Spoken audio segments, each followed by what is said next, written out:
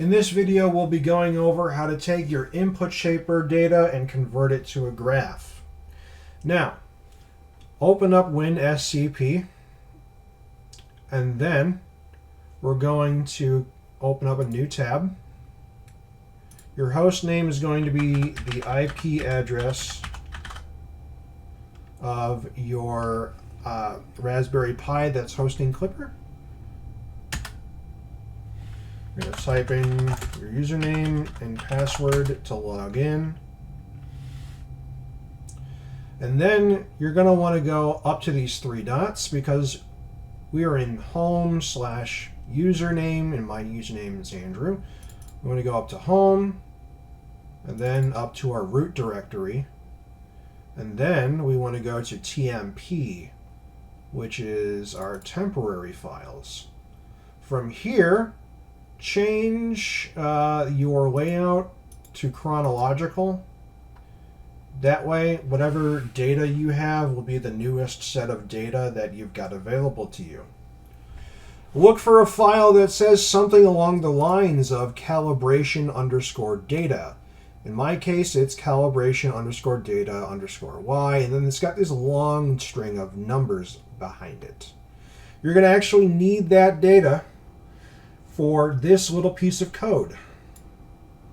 This is what we're going to type in to the SSH terminal. You can do it via PuTTY, you can do it via WinSCP, whatever program you want to do it with. But we're going to need some of the data from WinSCP. Take the file name and copy it. Go over to this code. It'll be in the description so you can copy and paste. Let's talk about this code. This code is going to run a script, which is calibrate shaper.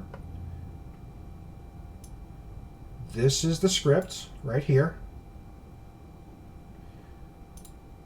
This is where the script is pointing to, as in this is the location and name of the file.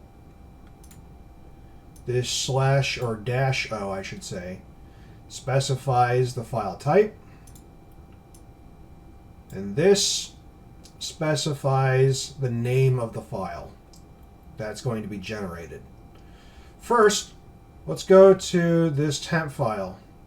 Just highlight the word resonances_y_*.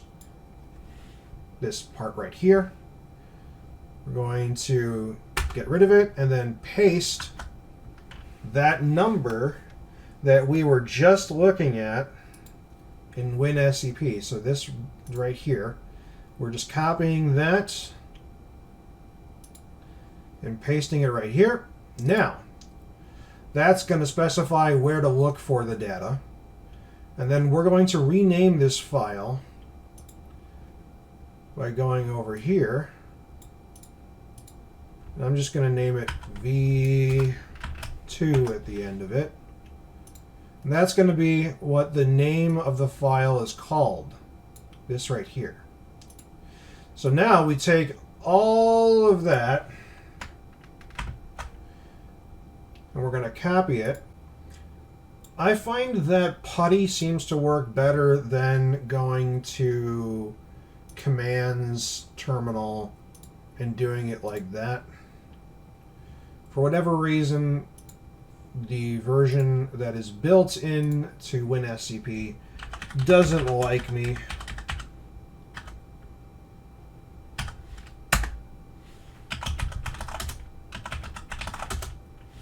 But now we are logged into our Klipper instance. We're going to paste that code, and we're going to let it run. It's going to take a little bit to do, but it should give us some information as it's doing it. Now that it's done doing that, we can go back to our WinSCP instance, go to TMP, sort by chronological with the newest first, Hold this last. And there you go. Now you can look at your data and adjust things accordingly.